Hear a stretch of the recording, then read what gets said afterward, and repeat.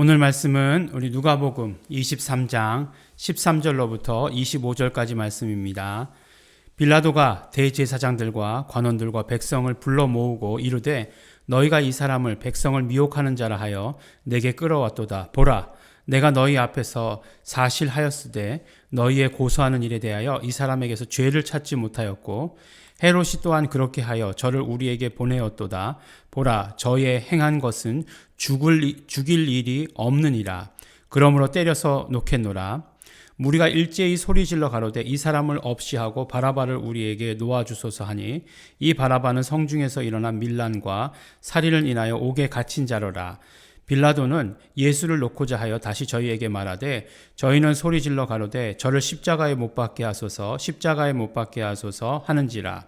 빌라도가 세 번째 말하되 이 사람이 무슨 악한 일을 하였느냐? 나는 그 죽일 죄를 찾지 못하였나니 때려서 놓으리라 한데 저희가 큰 소리로 재촉하여 십자가에 못 박기를 구하니 저희의 소리가 이긴지라. 이에 빌라도가 저희의 구하는 대로 하기를 언도하고 저희의 구하는 자 곧 밀란과 살인을 인하여 옥에 갇힌 자를 놓고 예수를 넘겨주어 저희 뜻대로 하게 하니라. 아멘. 이제 내일 모레가 크리스마스입니다. 느껴지시는지 안 느껴지시는지 모르겠지만 크리스마스입니다. 저도 이제 크리스마스 때 유일하게 하는 의식과 같은 행동이 있습니다.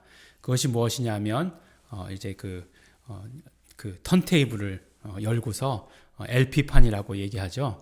그 LP판을 전축 옛날 레코드판을 가지고 이제 그 레코드판 중에서도 캐롤이 있습니다. 그래서 그 캐롤을 듣는 일을 합니다.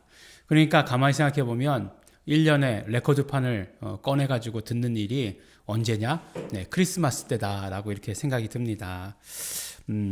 왜냐하면 이렇게 아마 크리스마스다라고 하는 거를 이렇게 느끼고 싶어가지고 이렇게 그런 행동들을 합니다. 그런데 우리의 새벽기도 말씀과 이런 것들이 전혀 그렇지 않습니다. 또 우리 성탄주일 예배의 말씀이 보면 너무너무 비장합니다. 네, 여러분들 어떻게 들으셨는지 모르겠지만 굉장히 비장하다. 그런 생각이 듭니다. 그래서 이번 크리스마스를 맞는 각오는 굉장히 비장하다라고 하는 그런 생각이 들어요.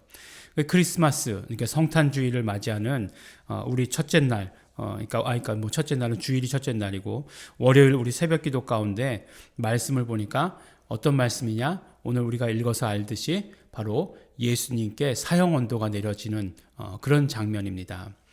말씀드렸지만 유대인들에게는 지금이 유대인들의 식민지였기 때문에 자치권은 있었지만 사람을 죽일 수 있는 사형 언도를 내릴 수 있는 권한은 없었습니다.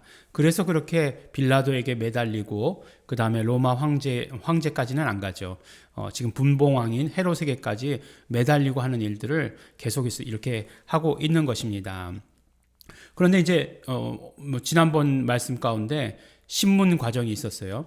대제사장의 집에 있다가 이제 빌라도의 뜰로 갔다가 빌라도가 다시 헤롯에게 보내죠. 헤롯이 다시 빌라도에게 보냅니다.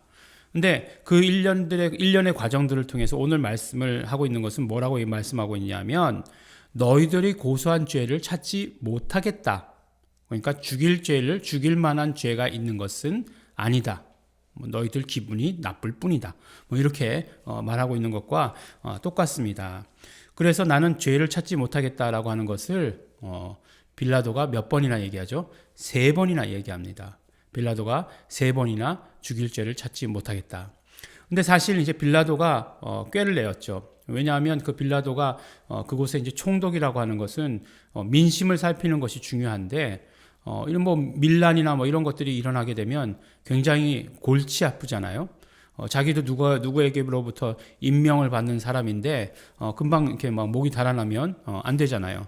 그래서 이제 잘 좋게 하려고 해서 내어낸 꾀가 뭐냐면 명절에 이제 한 사람 사면해 주는 그런 프로그램이 있는 거죠. 사면 프로그램을 사용하기로 이렇게 생각을 합니다. 그러면 당연히 많은 사람들이 뭐 도적이나 보니까 한 사람이 누구였죠? 바라바라고 하는 그런 사람이었죠. 바라바라고 하는 사람은 밀란과 살인을 인하여 옥에 갇힌 자다라고 이렇게 얘기했어요. 그러니까 그 사람하고 늘 좋은 말씀만 하던 사람하고 누굴 놔주겠느냐? 이렇게 생각해 봤을 때 당연히 예수를 놔주라고 하겠지라고 생각하고 그렇게 이제 둘 중에 누구를 놔주랴라고 이렇게 멋진 쇼맨십을 발휘한 거죠. 근데 어떻게 얘기합니까? 백성들이 다 우리가 다 잘 아는 대로 바라바를 놔줘라. 바라바를 놔줘라. 이렇게 이야기하는 것들을 보게 됩니다.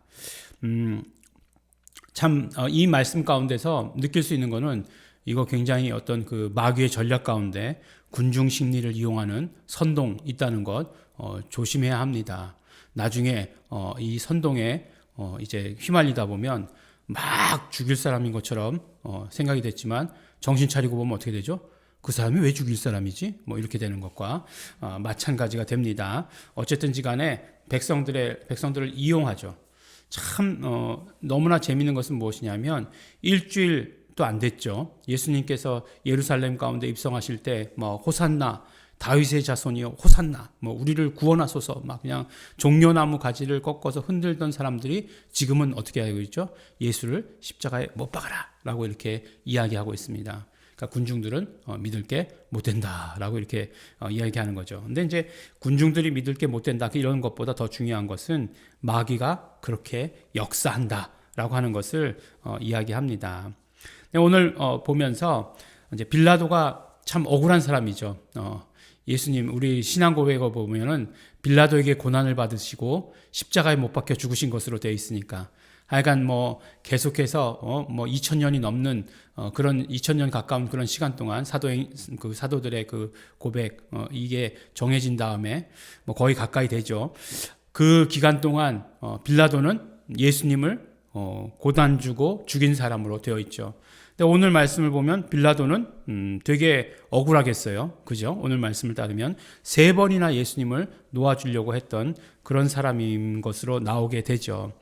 근데 빌라도에 대해서 초점을 맞추는 것이 아니라 결국 이 모든 일들을 통해서 밝혀지고 드러난 것은 무엇이냐면 예수께서 죄가 없으시다라고 하는 사실이에요. 예. 히브리서 4장에 보면 예수님은 우리와 같다라고 이렇게 말씀하시지 않습니까? 우리의 모든 것을 체휼하신 분이시다 이렇게 얘기해요. 그러나 다만 죄는 없으시다라고 말씀합니다. 그러니까 죄가 없으시다라고 하는 이 사실이 굉장히 중요하죠. 죄가 없으신데 그 죄 없으신 예수님을 무고했다. 그러면은 그 무고한 사람은 죄가 있는 거예요. 그렇죠? 그러니까 법정에서 죄가 없는 사람을 무고한 사람은 죄가 있는 거예요. 그러니까 죄 없으신 예수님을 무고했기 때문에 마귀는 사단은 죄가 있는 것이에요. 그래서 유황불로 떨어질 수밖에 없는 것입니다. 아니 뭐 무고죄가 그렇게 커? 라고 얘기할 수 있을지 모르겠지만 그런 어떤 뭐 무고죄 그런 것들을 따지는 것이 아니라 죄 없으신 예수님을 죄 있다 한 사람은 죄가 되는 거예요. 정죄를 받는 거예요. 그 다음에 죄가 없으시기 때문에 우리의 죄를 대신하실 수 있는 분이세요. 우리의 죄값을 치러주실 수 있는 분이시다라고 하는 그 사실입니다. 그렇기 때문에 예수님께서 죄가 없으시다라고 하는 사실은 너무나 중요해요. 어떤 사람이 그런 얘기를 하더라고요. 예수님께서 육신의 몸을 입고 이 땅에 오셨기 때문에 예수님 사시면서 죄 한 번도 안 지셨겠어? 뭐 이렇게 얘기하는 사람들이 있더라고요. 네. 그리고 또 보면 예수님도 뭐 들어오셔가지고 예루살렘에 들어오시더니만 성전에서 다 막 그냥 상을 뒤집어 엎고 막 화내시더만 그럼 죄진 거 아니야? 이렇게 얘기하는 사람이 있지만 아닙니다. 네, 아닙니다. 절대 그렇지 않습니다. 예수님은 죄가 없으신 분이세요. 그 다음에 죄라는 것은 그 어떤 면으로 이야기해서 우리의 어떤 그 행동, 우리의 마음 이런 것도 물론 죄죠. 근데 그보다 더 근원적인 우리에게는 죄가 있는 것이잖아요. 그 모든 죄가 다 없으시다라고 하는 것을 말씀해 주십니다. 그래서 죄 없으신 예수님께서 우리의 죄를 대신 치러주셨다. 값을 치러주셨다라고 하는 그 사실이 너무나 중요합니다. 그러니까 성경은 빌라도 비록 그가 옳게 좋게 쓰임받은 것은 아니죠. 그럼에도 불구하고 그 빌라도의 모든 이야기를 통해서 이 사건들을 통해서 예수는 죄 없으시다라고 하는 것을 증거하고 있다는 그 사실입니다. 성령님께서 증거하고 계시죠. 그러나 여러 사건들, 예수님께서 함께 하시는 여러 사건들을 통해서 예수님은 죄 없으신 예수님이시다. 그러므로 예수님은 죄 없으시기에 우리의 구주가 되셨고 우리의 모든 죄를 사하셨고 우리의 모든 죄를 담당하셨고 우리의 모든 더러운 것들, 병과 연약한 것들을 다 담당하셨다라고 하는 사실을 오늘 우리에게 더욱더 확증해 주십니다. 사실 이 장면은 굉장히 우리에게 어두울 수 있고 그런 장면이지만 그러나 어둡지 않습니다. 왜냐하면 예수 그리스도께서 십자가의 길을 걸어가신 것, 하나님의 뜻과 섭리를 이루시기 위해서 걸어가신 것, 그 다음에 예수 그리스도가 누구이신가, 예수 그리스도가 어떠하신가, 예수님은 죄가 없으신 분이시다 라고 하는 사실을 드러내셨다는 것.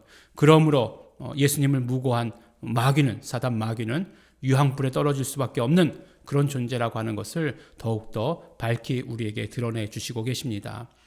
빌라도가 불쌍해요. 네, 그런 관점 아닙니다.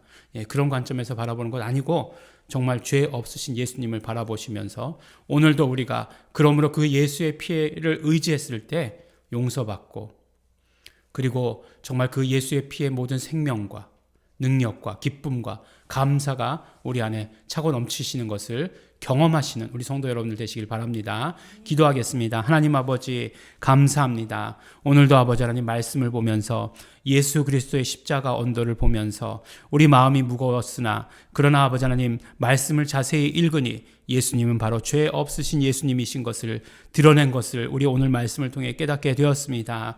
죄 없으신 예수님께서 우리의 모든 죄를 감당하셨으니 감사하고 감사합니다.